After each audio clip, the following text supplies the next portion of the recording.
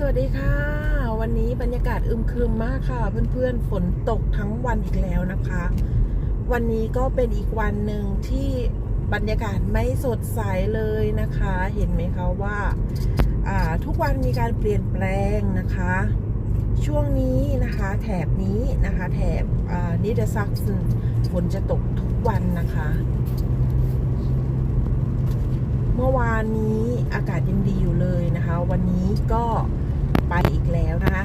ช่วงเช้าของเมื่อวานนี้นะคะหนาวแล้วก็เย็นนะคะแล้วก็ฝนตกแล้วก็ตอนบ่ายมาพอตอนบ่ายมาก็แดดออกร้อนแล้วก็ตอนค่ำก็ยังร้อนอยู่นะคะ